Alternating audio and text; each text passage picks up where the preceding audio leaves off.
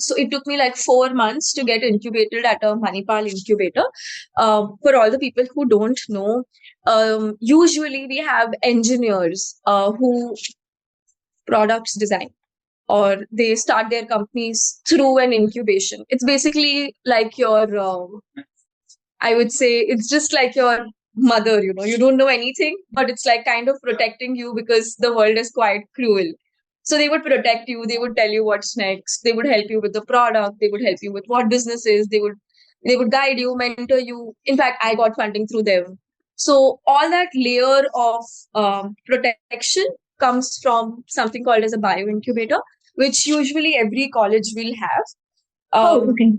Mostly an engineering college. So I was probably the first dentist from my college who went there and said, I want to do something. And that itself was like surprising for them, but they really supported.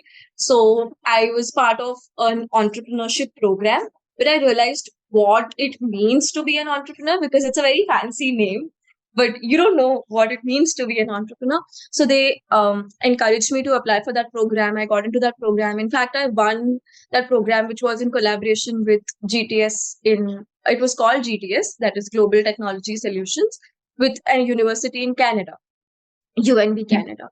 So all these little steps, it compounded wherein I had the guts.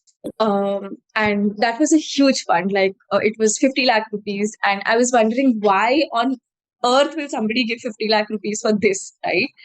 But it happened. And that was a game changer, I feel, to start Medi Study Go and to what it is today.